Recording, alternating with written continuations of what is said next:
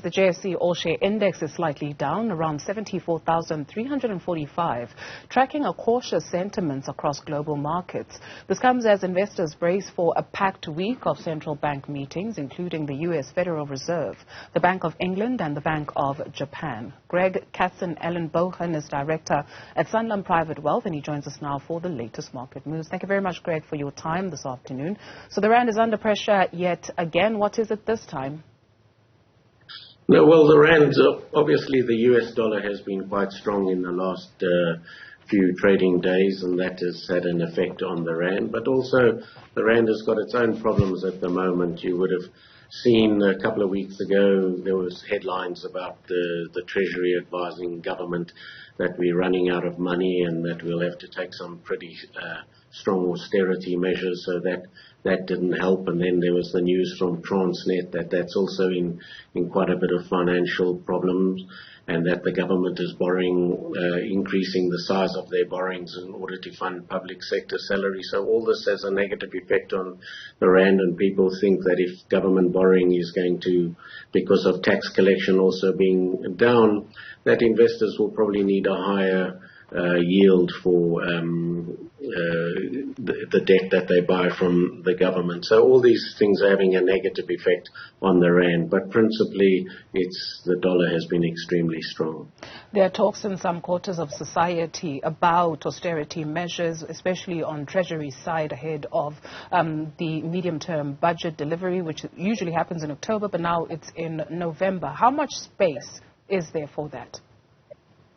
There's very little space for the government to move, and that's why the Minister of Finance said he might have to consider a number of factors, one of which could be an increase in taxes. The other thing is reducing government expenditure, or a combination of both. But I think,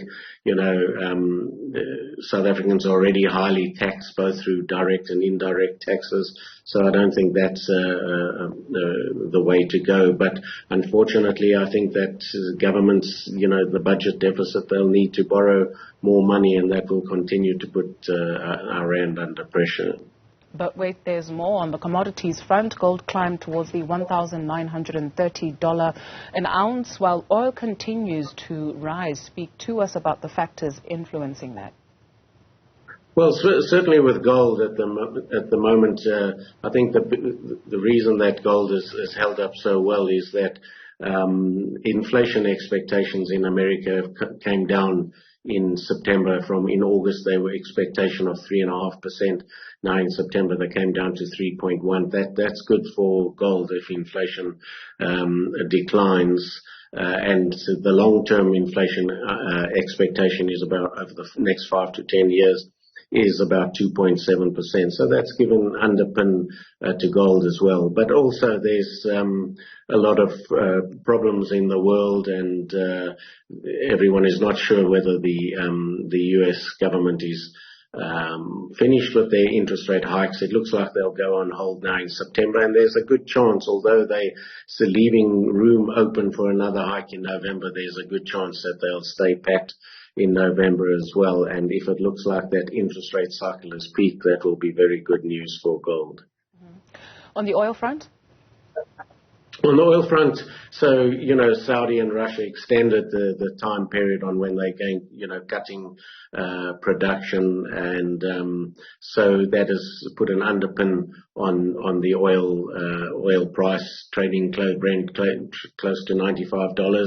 And there's a lot of, many people think that oil price will go over $100 a barrel soon, and that, has plenty of effects, especially on inflation around the world. So it is a concern. But the fact is that, as the economies are trying to come out of this downturn, the demand for oil will increase. But if there's demand is there and supply is cut, it can only lead to a higher price, and that has a negative effect for inflation going forward if it was to rise well over $100 a barrel. How much of this has got to do, Greg, with geopolitics, and how much of it has got to do with these oil-producing nations realizing that, especially when we speak about renewable energy, that perhaps the resource could take strain and could not you won't see as much of an uptick as the world moves to renewables. Is there something to be said about that? Well, I think, in terms of renewables, it's everyone is buying into that, but it's easier said than done. First of all, the targets that governments are putting to phase out fossil fuels seem unrealistic at this stage, and it looks like the world will rely on fossil fuels for a lot longer than people do expect. You have all these protests in Europe, and especially in the UK, these people called Just Stop Oil. Well, it's not practical to just stop oil immediately, and that will continue. But, of course, also the movement towards the green energy is that it's not cheap at all. It's pretty expensive to generate that kind of power, and you need to put a lot of money towards it and that. So I think that it's a realization is that it will take longer to roll out the green energy revolution, and that fossil fuels will be around for a while. In the UK, they want to phase out petrol and diesel cars by 2030. That seems an impossible target to reach, and therefore I think the demand for oil will still be high for quite a few years yet. Let's come back home. Oceana has published a trading update for the 11 months ended 27 August 2023. What do the numbers look like? So the numbers,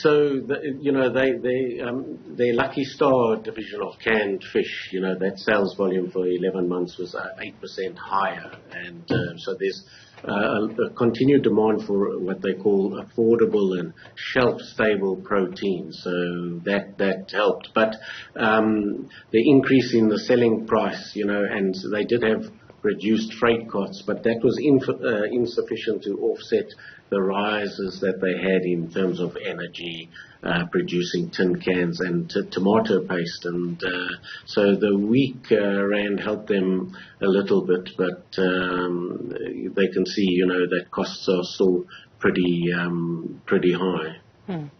Manufacturing company RFG Holdings has posted its trading update for the 11 months ended in August. What do those numbers look like?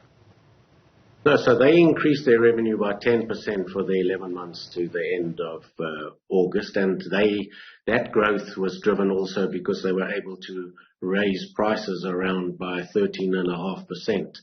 So, but they did caution that the trading environment remains challenging. There's slower consumer spending and, of course, a lot of increased competition. So they are concerned, but they were strong in their pie division. Things did pretty well. And then their long life foods revenue growth also improved. And then their international division also did quite well. But basically, revenue up by 10%. Okay. Demand for LVMH's champagne brand is set to be moderating this year after the boom that followed COVID-19 lockdowns. What's driving declines? Well, I think, when he said moderating about, then everyone focused on that headline. But to be honest, it's just after COVID, people were so relieved that they started drinking more and more champagne, and it's just normalized now. But before one gets too concerned, the top end bottle of the Dom Perignon 2004 is selling for about 10,000 Rand a bottle. So I don't think there's anything to worry about champagne, and champagne sales will still be pretty robust going forward in the future. Thank you very much, Greg, for your time this afternoon. Greg Katzenellenbogen, Director at Sanlam Private Wealth.